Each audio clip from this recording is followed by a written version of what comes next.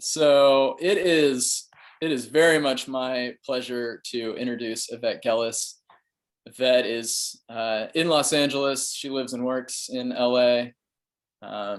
She got her MFA in 2008 from Claremont Graduate University. She was born and raised in the Chicago area, and the vast open terrain, in contrast to the urban sprawl, set up structures for her painting that echo or reiterate the impermanent and mutable states depicted in her work. Or put another way, her painting is not simply static, an illusion or picture of an event, but allows for participation in the event itself. And I can personally attest to this. I've been lucky enough to see lots of Yvette's work, and it does invite you in, sometimes very physically. She also works with installations where you feel like you are walking inside of a painting, which is a unique and exciting experience. We are also very lucky to have Yvette teaching at Pepperdine University. I'm sure some of you have had her in class. She is a gem of a teacher, and we're just thrilled that she is with us at Pepperdine. I am also just so thankful that she is here. I'm going to talk about her art because she's an amazing artist, and she is also an amazing friend. I'm very lucky to count her as a close friend.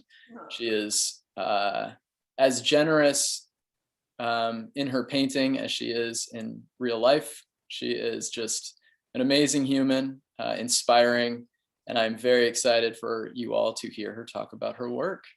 So Yvette, take it away. Well, I'm glad this isn't a eulogy, but I've already invited you to give it. And that's actually true. Ty, it's my real privilege and honor to be here, to be your friend, and to be your professor, and to be a member of the Pepperdine community. I think it's a really real blessing and beautiful place to have the honor to teach. So on that note, I want to thank you all for being here today, and I will start to share my desktop with you, and we'll get started. So I wanted to try something a little bit different today, which I haven't done, and I think because I'm also your professor and I teach at Pepperdine, I wanted to talk a little bit about my journey, where I started, because I know what it's like right now to be in college and wondering, what am I going to do with my life? And if you're an artist, how am I going to make a living?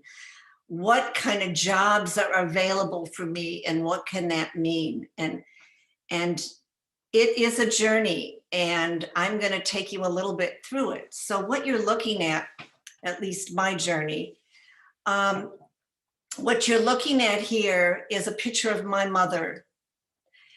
My mother was an artist and an art teacher, and this was taken about 2 years ago.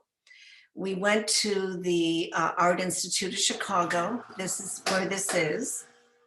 I grew up in Chicago, as Ty mentioned, and Professor Pownall mentioned, and my mother took me almost weekly, if not monthly, to the Art Institute of Chicago. It was where I grew up. And my favorite painting, without a doubt, was always this big painting in the main gallery. And so when I was a kid, you'd walk in the front steps. Now it's been redone for years and it's expanded. But we used to walk past those giant lions on the end and up the big staircase and up. And the first room you'd get to was this, with the painting by Caillois, and it is Rainy Day Paris. So I don't think this painting has ever left the museum. And if it has, I don't know. It was always there whenever we were there. And so if you look at this picture, it sets up really everything I want to talk about, because I didn't understand my life truly and my work until a few years ago, when my mother and I went back, and she was in a wheelchair, and I pushed her in front of the painting and walked back and took her picture. From this angle, if you look at it, she could roll right into the sidewalk, right? In fact, those people will have to step out of the way to make room for my mother, right? And if you look at this painting, sorry, let's still stay here. The streets are shiny, and there's this ordinary day in Paris. There's nothing glorified about it. There's no setup drama where everything is posed or the people are looking at you. Even though this was part of the Impressionist period, it was a little bit different in that it was more compositionally, and the perspective, the paint was not quite as loose as some of the other painters, except when you get into the atmospheric feeling in the painting. But what happened to me is what I wanted to talk about, is that I realized that all my life, all I wanted to do was get inside the painting. I wanted to walk in the painting. I didn't just want to be a spectator, because if you look at this painting and turn your head away and then go back, it's as if everyone in the background would actually take a step forward or move. And so I had the feeling that I was going to walk into the art, and the art I loved were the works that made me feel a part of it, where my imagination could go, where I could become a different soul moving in and out of different worlds and different places. So how do you start here as a young girl and end up here? Or end up here? Now, these are all installations of mine. Or end up here. Or end up here. This is another version. This is France, by the way. Or here, where the paintings are trying to move into the space. Or something like this. This is outside my studio at the 18th Street Arts Center. Or something like this. How do you go from this to this? Where my paintings, this was a 45-foot mural that was hung outside 18th Street Arts Center, and it was a joint project with a Korean artist who put my paintings into his work, and then I worked on top of it with house paint. Or how do you go from this painting into this painting? This is Joshua Tree, actually Yucca Valley. Or into this, where the light and the paint is merging with the environment. And as the light changes and the environment changes, so does the work. Or how do you go from something like this, where the work is moving, a painting is moving into space, and then eventually becomes this? Or how do you take a painting like this and move it into space? How do you go from this painting to this painting? Notice I'm still trying to walk into a painting. All my life. Can you imagine that I didn't even get it until a few years ago? Like, wow, light bulb, look at that. You know, my favorite painting I keep visiting over and over and over again is still informing my process. How can I walk into an abstract painting? How can I merge imagery with abstraction and move into space? How? How can I take paintings, hang them on walls, and move them into the space so that you can walk into the painting? And that's what I'm doing.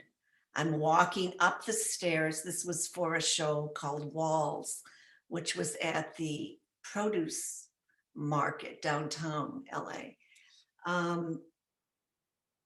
Again, materiality, whatever it takes, whatever I can combine, whatever means I can find, however I can throw things together, whether abstracted or not. How can I merge myself into painting without losing the painting? So there's so many great space and light artists that I love, but they gave up the mark. They gave up the hand, the paint. I am determined that I won't. So here's one of my last, and this is the Annenberg. This is mounted actually just this last few days, or a week ago, almost a week ago. So how do you go from this to this? And that is what I'm going to try to talk about today. I will show you some of the paintings later. So let's move forward. I'm now going to show you a little bit of my very early work that addresses some of those questions you may have about what am I going to do. So when I finished my undergraduate, I was making work kind of like this, right? Women. I had a lot of life drawing, and I was thrown into the commercial arena. And this is the kind of work I started to do. So first I worked for the Chicago Tribune newspaper. Then I got a job with a big art studio in Chicago. And I was determined to earn a living as an artist. So I worked harder after I got out of college than I did while I was in college, because I had to learn how to airbrush. And I worked with artists that knew and had skills that I didn't have. I started getting jobs like this, and this is before, okay, so the computer's out, but we weren't using the computer like you can today. I didn't have the opportunity to Photoshop in logos and all this stuff. I had to find a way to draw all of that in and make it look three-dimensional. So all of this line work, all of the little, airbrushed things and all of this, I was paid, right, to put the ad together. And it ran in the newspaper. So I did a lot of work like this. And believe me, I never did anything like that in college. So my education really came afterwards. I'm sorry about the focus on this. I learned how to airbrush. This was for the National Beef Council, right? Lots of taping. This ran in the, what was the name of that newspaper? In Chicago. And this, it wasn't a big ad and took over half the newspaper. So here you have this idea. Somebody hands you an idea and you conceive that idea, you develop it. So I became a commercial artist, right? And I started doing anything I could, trying to find who I was. So I would take little jobs as an illustrator, and I did little bits in magazines, and I had this kind of fun style going. And then I went to France and I got a job with this avant-garde magazine, and they loved me because now I knew how to use an airbrush, right? So here I am, single in Paris, right? Living in a little flat. And I'm making this wild art, and it's going on the cover of all these magazines all over Europe. How much fun was that, right? And some of them were really crazy fun, right? And so I was painting the face of who the avant-garde woman was. And there was an English version and a French German and a version and a Danish version. So all I did was sit around and make these fun covers and go out at night and sit at cafes and talk about art. And it was fun, okay? But I had developed already these skills. So then I came home. I couldn't stay there, right? So what did I do when I got back? I took any kind of job I could. These were paintings I was commissioned to do. And at this point, I was starting to feel like I could paint anything, right? But who was I? What kind of an artist am I? So these are gouache, watercolors, landscapes. And then something happened. And this is a pretty large painting. All my commercial artist friends said to me, "You're not a commercial artist. You're a fine artist." And I knew it. So when someone gave me a job to paint a hamburger, I'm a vegetarian. So I couldn't make it look good. I couldn't paint a hamburger so you'd want to take a bite out of it. But there were lots of people who knew how to do that better than I could. But I could do this, right? I could throw the paint around. So I started to do that. But something happened again. I realized I wanted to break it down and get to the essence of what a horse is. So the horse started to break apart and break apart until I ended up with this. I abstracted it, but you can still see the horse in the painting. And then the same thing happened with a figure. I had a figure and the figure broke apart.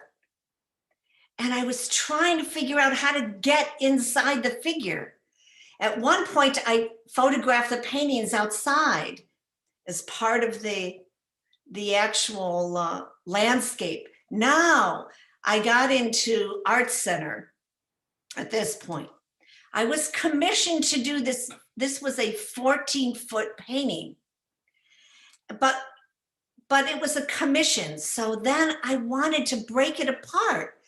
So I needed that freedom to get to the essence of what it is, right? So I did this painting, and then I did this painting, and these are all this painting, right? I did this version, and I thought, okay, I'm getting somewhere. And then I did this painting, and I thought, I'm getting somewhere. And then I did this painting, and I said, okay, now I'm getting what it is I'm trying to say. And that's when I had to take a break from Art Center because of my kids. And I started teaching.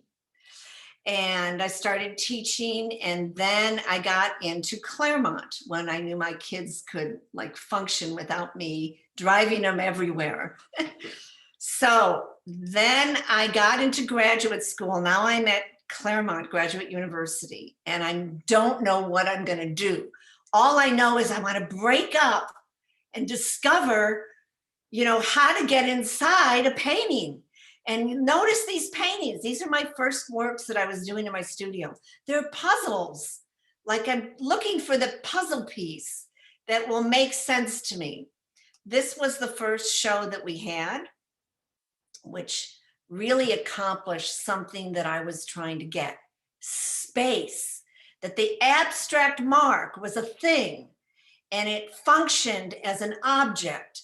And I could move it around in and out of space so that it had depth and it had meaning. And it wasn't just moving paint around. It was the essence of an idea that I was reaching for. But look, I'm trying to get inside. It's not that dissimilar from this painting and trying to roll my mother right into the street of Paris. But I developed that work further and further. And then it became pure abstraction. But still, I called this bridges. Still, I'm moving in and out of space and I'm pushing it.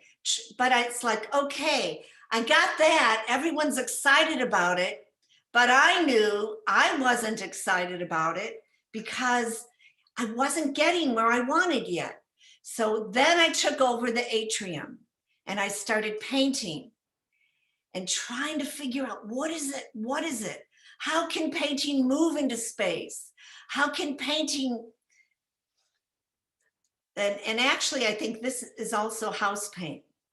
So now if you look at this, now I'm engaging with different materials, tape, wallpaper, boxes, trying out different things and realizing I'm getting somewhere, but not yet.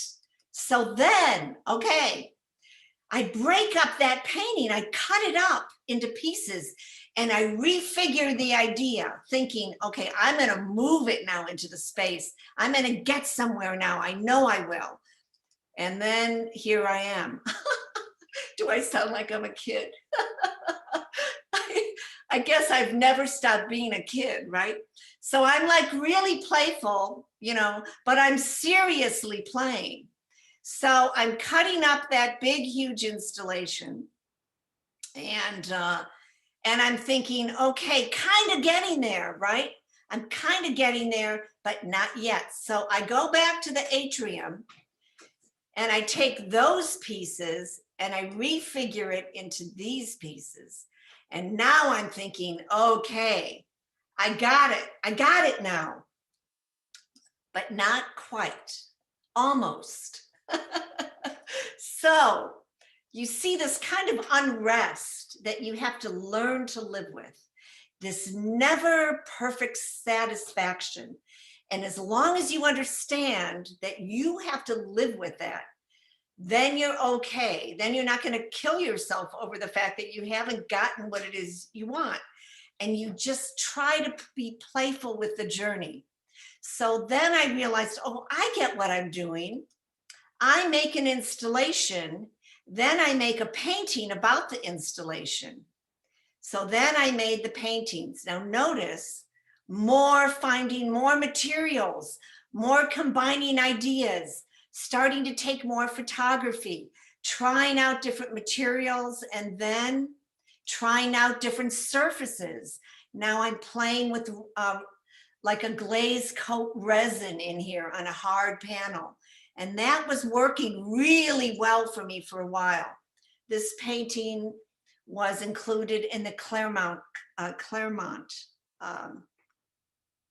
talking so much I can't even say the name of my own university. I'm so in the painting that I can't talk. The Claremont collection. So it comes out really like 6 or 7 inches out from the actual painting. And then I tried different things. This was a summer show I did. Size, yes, that's me.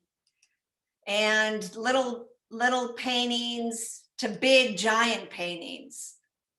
To, again, these ideas, combining with some of my photography, and then throwing the paint around out of frustration. Something's happening here, or is it? Right.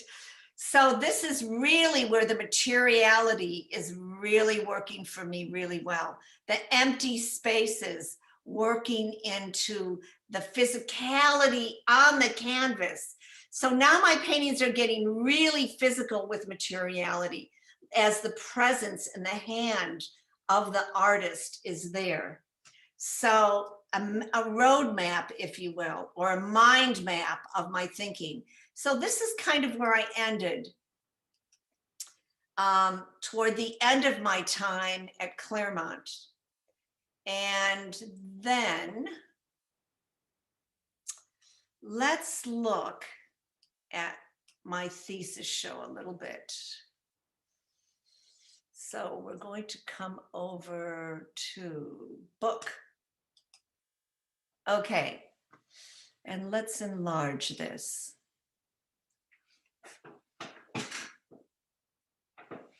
I thought that would enlarge it. I think we have to wait a minute. Okay, so this is how I ended graduate school, and this is where most artists start their artist talks, okay? And so the best part of my talk just happened. 5 large panels.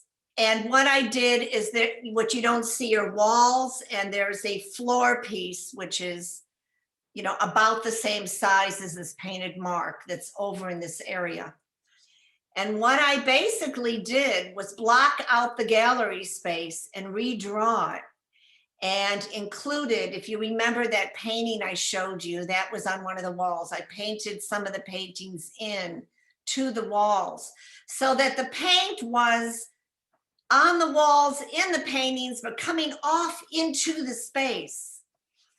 Now, the idea of what is happening in the space is also happening in the paintings is a very interesting idea. Now, this book is a little long, so if you don't mind listening to the pages turn, I'm not going to stop on everything I've already shown you, but I want to quickly go through some of it. So, and it's a little slow, so give it a moment. Let's see what we have here. Okay, some of my reviews. Okay, so now after graduate school, I have a studio at the 18th Street Art Center, which I was awarded as, you know, right out of the gate from Claremont. And I started making paintings kind of like this, right? I'm trying to understand painting. Now, I'm just gonna talk very briefly about a lot of this work and just go through some of it. These are dogs, and this was after I did a residency in Paris. They're dogs with different activities and animals. This was a painting I did at the Torrance Art Museum. Again, look at, how come it's going big? Look at the image here on the left. This is the kind of sculptural piece that you're now seeing me make, where I'm pouring polyurethane foam and trying to control its direction and how to put it together, and how to paint it. And so where the mark in the painting becomes and I'll use this because Professor Pownell's here, the sculptural piece on the floor. It's not, I think of it as a 3-dimensional painting, but it's a sculpture, right? So this is like a, you know, like a 13, it's 9 feet tall by 13 feet long. And again, this is the painting, and this is the size of the painting, and I'm painting this segment over here, if that makes sense, if you can see it. Okay, let's just keep moving. A lot of work I'm doing in Santa Monica, my residencies that I've spent in Arizona, and the work that came from there. This is one of them. Peggy knows this one. And then I curated an exhibition called Pretty Vacant, where we took over a house in Westwood. And it was my first really big curatorial project. We had, I think, 14 artists in it. And I took over this room and transformed it so that the room had, the architecture had to make room for the work and for the art. And it was really a successful showing. And it was up for about 5 or 6 months, and we had every major museum there, and it was really exciting. We got some really nice reviews. So how does that happen? Again, here is another exhibition I did. These are the peepholes that I cut out of wood. So before you walked into the exhibition, these are the different points of view that you could see, so that I called it, I think, what did I call this show? 1,000 Ways of Seeing. Right there, 1,000 Ways to See It. So from every point of view was a different painting. And you can see, again, I'm playing with sculptural elements, different materials, anything and everything. I've now introduced plexiglass in a real way. Loving what I can do with it. Even the plexiglass pieces in the piece sold. It was funny. So these are some of the paintings that were actually in the show. And separated out. And all of the paintings then went up to San Francisco to another exhibition. I just want to make sure I get through this. Okay, we're good on time. I'm just going to keep moving. This is work that I did when I was in Taiwan. And okay, so on my way to Taiwan, I was the last plane to arrive in Taipei because there was this typhoon coming in. And so if you look at the big paintings that I did and how they were structured, and I did this with Wang Tilin, who's a wonderful artist in Tainan in the south of Taiwan. So when I arrived, the next day was a big national holiday because they closed down the country for the typhoon, except it just rained and then last minute it kind of blew aside. So it was pre the typhoon, you know, before anything happened. And then it was, let's see, during the typhoon, and then after the typhoon. So I made all the work I did in Taiwan about the typhoon.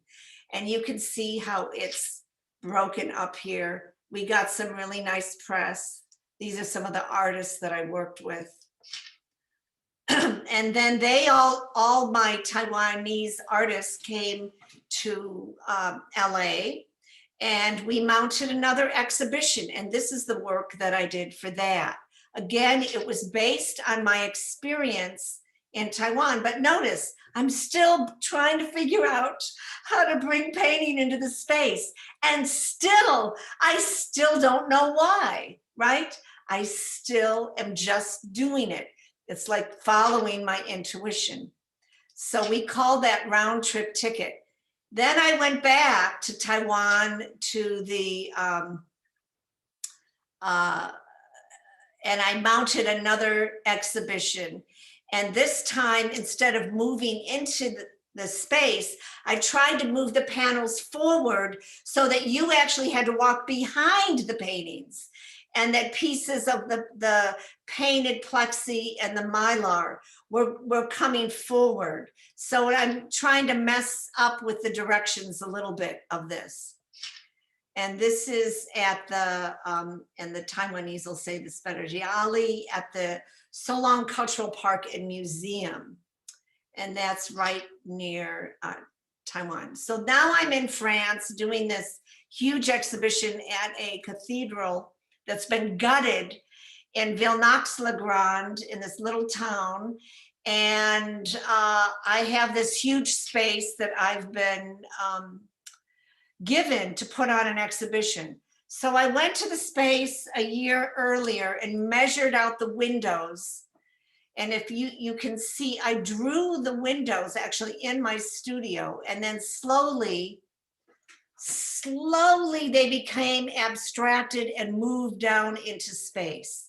And what was interesting and beautiful about this space were a few things. One is when I got there, I could do rubbings on the floor and the walls, because this is a 14th century built, structure with such an amazing history in it. And so I started all these rubbings, not only on the paper, but on the on clear mylar as well. I painted all of this, letting the actual stone come through as a map and a tracing of what happened in that space. And so slowly it becomes more and more abstracted.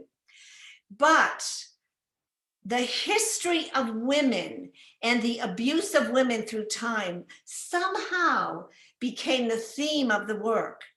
And so it wasn't far from where a lot of interesting historical things happened.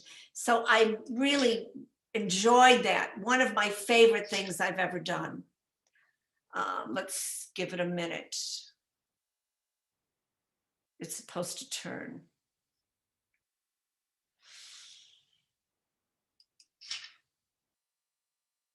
There we go. So, okay, great. So now I'm back in Yucca Valley and I mounted this piece, which I mentioned. I think I showed you some of the work before and I talked about it. But one of the works that I've done that I really want to explore further outside, working with plexi painting and using the natural light. There's something extremely beautiful and sublime and spiritual about using a natural environment and the natural light, but still painting. So I think if I make any contribution, that was it. Then I moved to Vienna, my work, and this was work that left an exhibition. Now, what I did here was I took 3 paintings and designed this wallpaper, and then I cut the wallpaper up and put it inside the paintings, right? So it's in the paintings, it's on the wall, and then I painted the wall as well. And then the work actually started in Linz. And you can see that I'm painting on the wall and working both wallpaper and the paint. So these are some of the images of that. These are the paintings that are printed into the painting. Okay, I would like to move off of this. Then you can see the finished work. Let's go down here.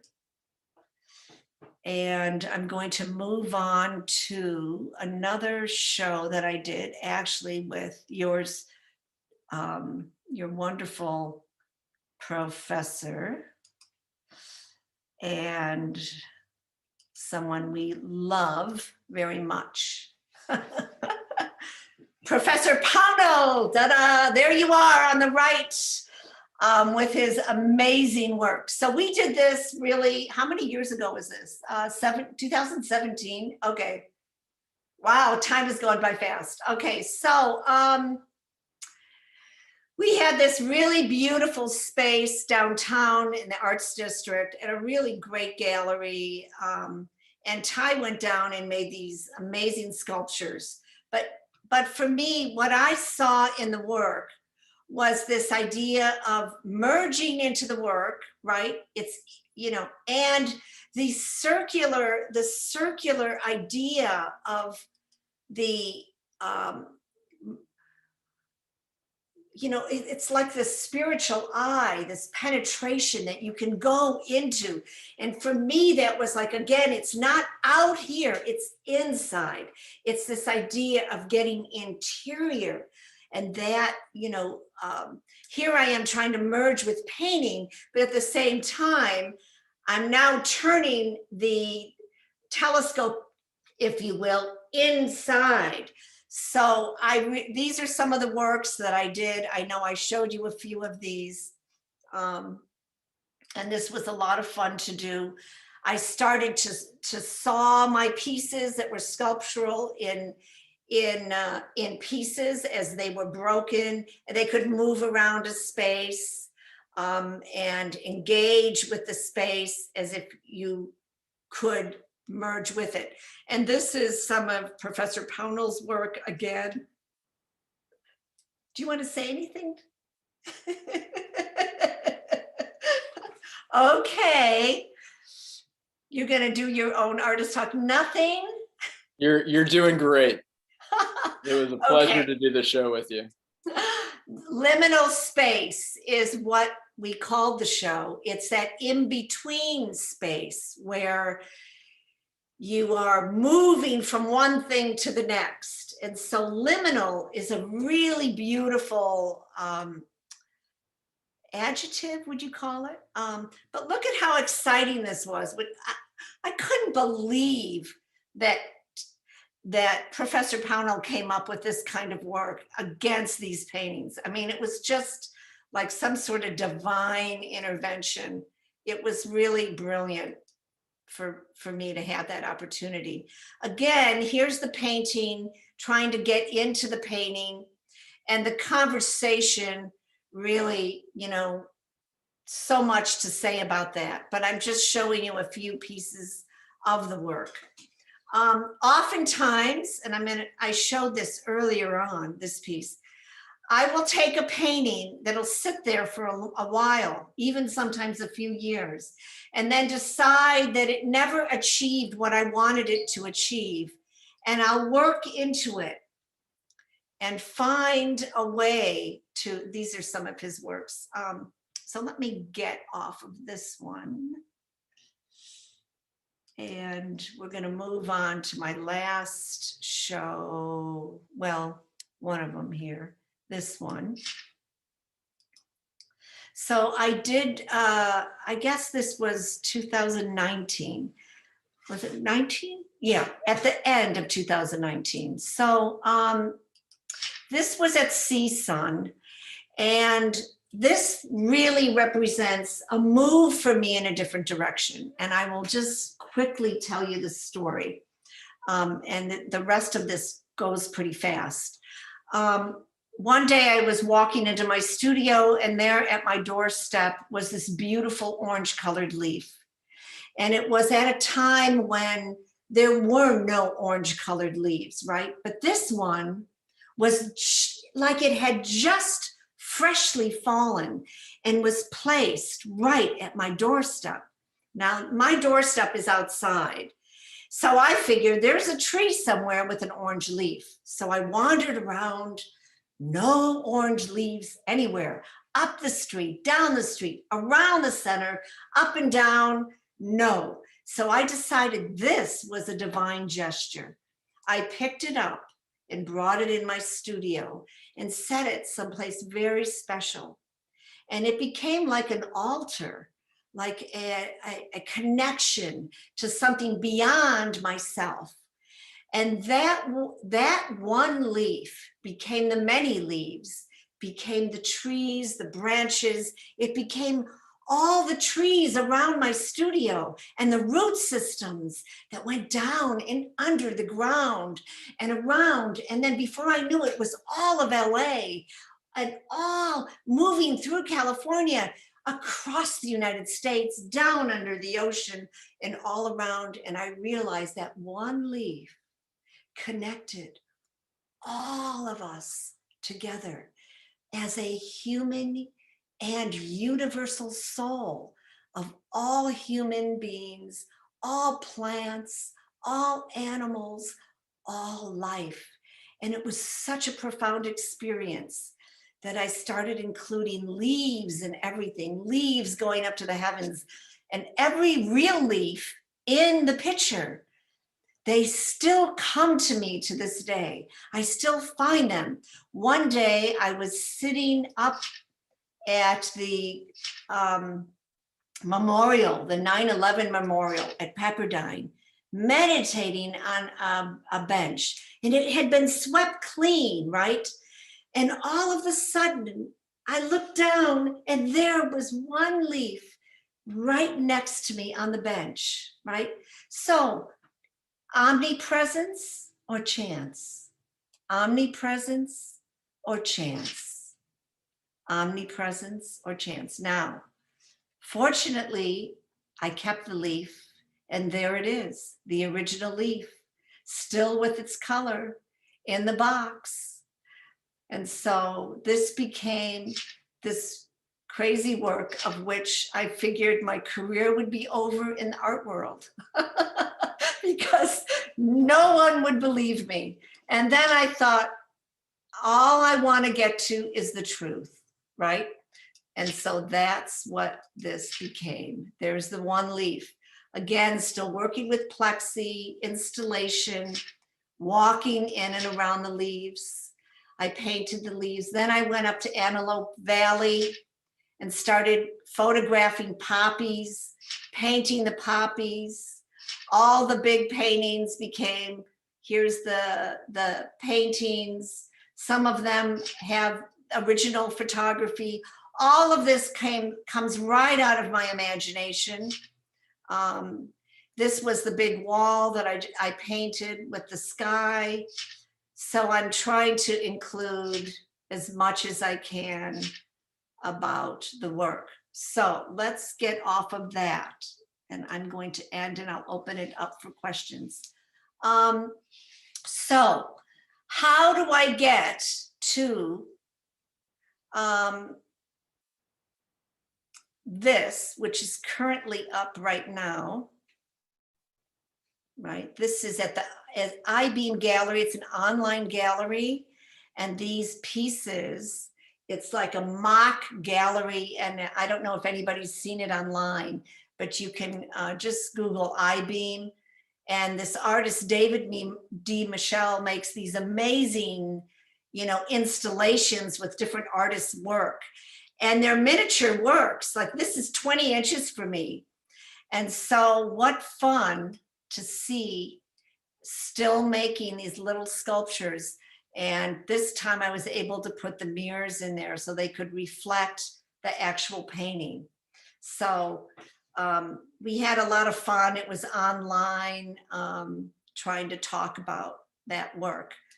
So that's that. And now what I'd like to do is show you a couple little videos of my studio and of my current project right now. So these are brand new. They were just filmed and there's more coming. And then I'll show you the current installation at the Annenberg in a video. And then I'll open it up for questions and I will say just a couple things later. So let's see this. And let's get this. Not that I want to see myself large. Okay.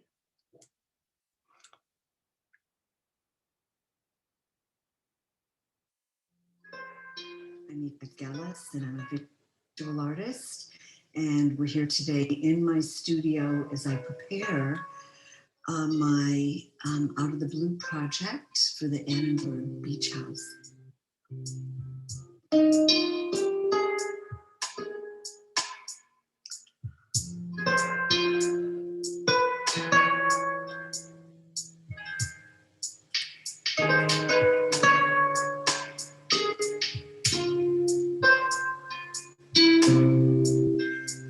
All my life, that was what interested me most about art, was that I could provide an experience where the viewer or the average pedestrian could walk into a painting or be a part of that work.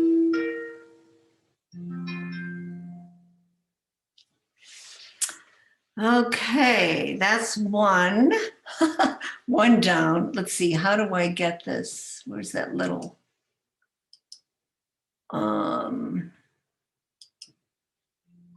Let's do that. Gellis, Okay. I'm a visual artist, and we're here today. Okay, so let's now look at the second. My Out of the Blue I'm project. trying to move on. Okay, so this is another very short clip. These are, by the way, just posted online the last week. So I'm gonna, again in my studio. By the way, the paintings in the background are a body of work no one's seen yet.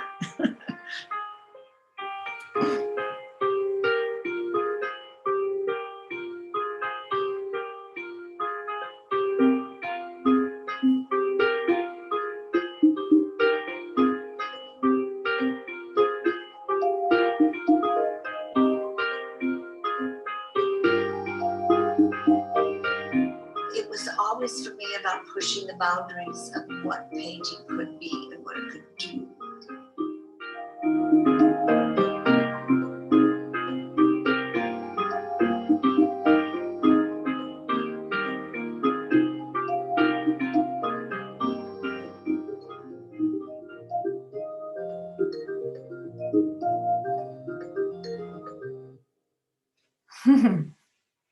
Okay, so now little bits, and I just want to play this for you. This is the walkthrough. Now, all I wanted to say about this is, yes, it's landscape, but the idea for me, what happened is I walked into my studio after this last year. My mother passed away. We went through a world pandemic. We're still in it. Death around you, destruction, political turmoil, on and on and on. We've all lived through it. And I walked in my studio one day and nothing I was doing felt relevant anymore. And I didn't know what to do. And I say that, it's not that I've given up the idea of walking into a painting, but what happened was I wanted to be relevant. And how are you relevant if you're not talking about what's going on around you, that you're not embracing who you love, what your politics are, what you think about, what you read, what's your faith? All these things are important. And I realized that I was actually more of a giver than I am a taker. And I didn't want it, I couldn't just have it be about me alone in the studio, my ideas, what I want to do, me. It just didn't feel relevant. And so when I was asked to come up with an installation, they said they wanted peace and harmony. I thought, yes, that's what I could do. I could give that. I could give that to people. I know what to do. And I could still make it an experience where you have to merge into the painting, where it can be uplifting to the human spirit, where I could bring joy and positivity and love even to people today in such a period of time. And so risky for me in my career, who cares? Because I want to be able to do that. And if I can, what is more important than that, right? So this is what I did. Now, by the way, I've been on location since these paintings are there, and some of them have changed quite a bit. So these are the panels that I worked on in the studio. And one more point, I painted them 3 times. I made the paintings, I had them photographed onto the, printed on the vinyl, 2 sides per fence, because every fence was a different size. And then I had the panels back in the studio where I repainted them. And now I still have the option to paint on location, which I'm doing. Some of my own photography is in there, a few little bits from my daughter, but mostly throwing the paint around, and here it is. I think, real time.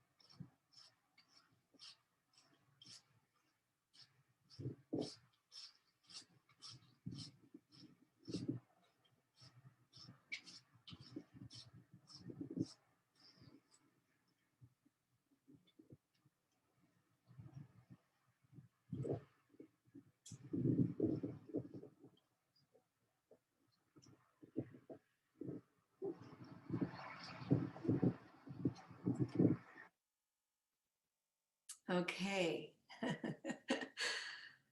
That's it. I'm stopping my desktop and I'm going to open up for discussion. I see we have something in the chat room here.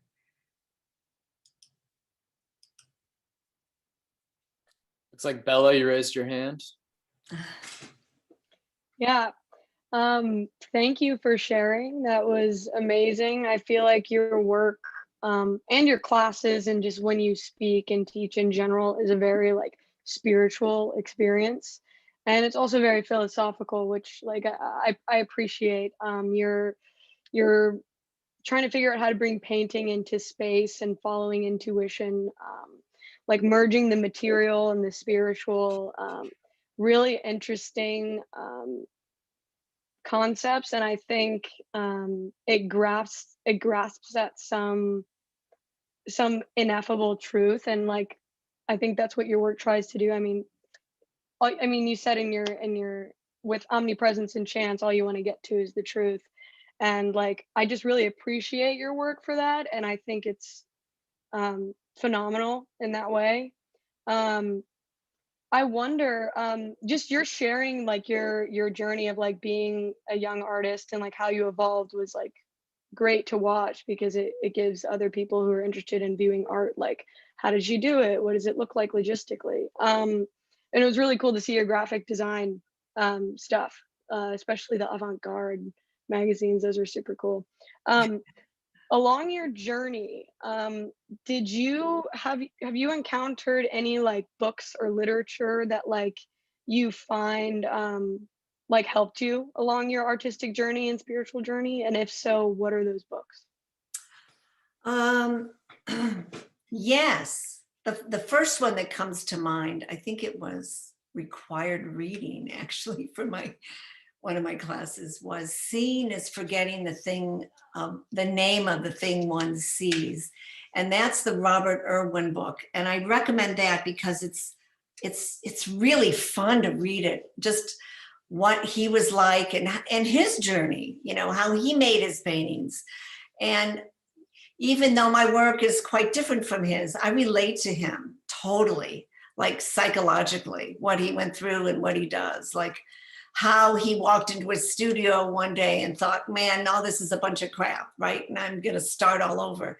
I get that. And reaching for something more, pushing. I also really recommend spiritually. There's a book called that has been, really beautiful for me, which is Autobiography of a Yogi, which is very universal, spiritual, and I think it's been on the top bestseller for 50 years of spiritual books. And, as a Christian, you'll really love the journey because you understand, that it all comes down to, love and wanting to know God, or asking the important questions in life, what's the purpose of life, So that's a big question, right? I don't know if that's enough. I'm not going to give you any more books. Those two are great reads. Anybody else? Thank you, Bella. It's so beautiful to see you.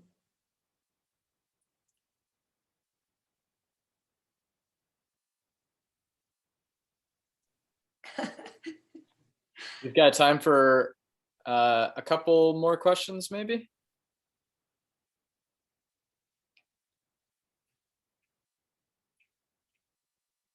Yeah, go ahead. Hey, CJ, hi there. Yeah, so I am really shocked and impressed. I shouldn't be impressed because you're a wonderful and great artist. But I really loved the last videos that you showed us of your landscape work along the sidewalk. As I can tell, that probably took you many, many hours, probably many days worth of hours. Yeah, so my question is just like, when you were doing this, I know that you love art. Obviously, you've kind of wrapped your entire life around art. So my question is, when doing this, do the hours seem like minutes? Did this time just fly by for you while you were doing that? You know, I had in the studio the piles of those that I had to go through, and about halfway through, I actually didn't have that much time to work on them, because once they approved the printing, that took about a week and a half, and then I had less than 2 weeks to paint them all. Now, mind you, they were already printed with my paintings in them, and they were designed so I knew what I wanted to do. But I remember one panel I spent 5 hours on, and I looked at the pile of tubes there and I thought, my God, I'm never going to get through if I spend that much time.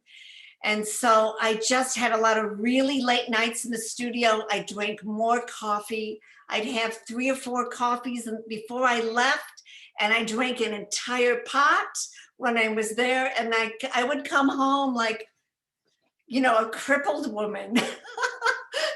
Honestly, if you look at the videos, I'm like cringing because I look so tired in those. I paint fast, and landscape painting is not hard for me. It's really fun. I think abstraction is more difficult, but I'm trying to rethink, you know, how to do landscape now. And that's an interesting thing to take on, you know, how to move it off of plein air, how to involve it in other ways. And that's got me giddy with joy, actually. I felt that joy, you know, doing it. Even late, and I listened to lots of podcasts and lots of, you know, motivational talks and lots of music, different kinds of music, and opera and jazz and, you know, disco music. And, you know, I kept changing the song so that as soon as I was really tired, I'd put on, you know, Donna Summers. And I'd be in there dancing, you know, trying to keep myself going so I didn't fall asleep. But yeah, I really loved pushing myself physically, you know, as hard as I could. That interests me, you know, that was interesting. So thanks, CJ, for the question. By the way, I want to mention that Ryan is here today. And Ryan, I don't know if you saw it. Were you in that video?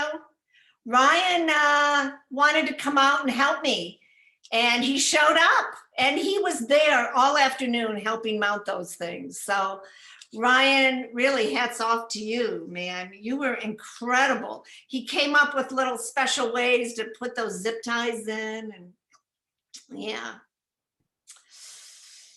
So you guys all zoomed out. I've been talking so much. No, that was amazing, Yvette. I was you kind of beat me to it. I was going to ask about this kind of relationship you've had with interior spaces for so long, and sort of painting interiors, painting you know, sort of private residential spaces. And now it really seems it's last couple shows, it's been really exciting to see the landscape come into the work, maybe back into the work in a real large way. It seems like, you know, I've always thought of your foam sculptures as having so much to do with landscape.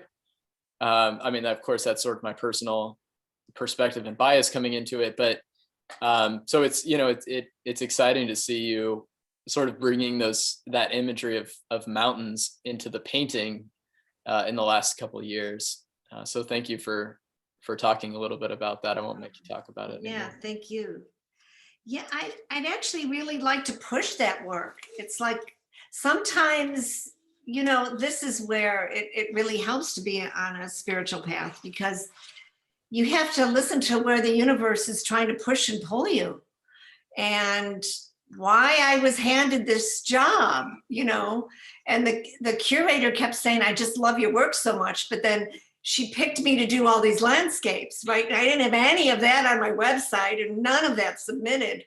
So, you know, I'm listening to that. What can I do with that? How can I make it bigger, you know, more, you know, how can I continue to try to get inside, you know, a painting? So that's kind of where my head's at right now. You know, I'm playing around with those ideas, but It's amazing. yeah, thank you so much. Oh, thank you. This is just amazing to hear you talk, and the passion, you know, it's just, it oozes out of your speaking and of your work into the physical space, and it draws us into the imaginary space and the spiritual space, and it's just very, even on the screen, it's very life-giving. And the next show that you have in the area, please tell all of us, tell the world, and you guys should all go out and go to the Annenberg House and see the work on the sidewalk, as I plan to do soon. So thank you so much, Yvette. Thank you all, and have a wonderful, wonderful spring. Isn't today the first day of spring? April 21st, right? Or is it March? It's today, isn't it? Officially, April 21st? Yes, March? Oh, okay, well, whatever. So enjoy continuing your spring. Anyway, thank you so much for being here. And I love you all. I really love you all so much. So thank you.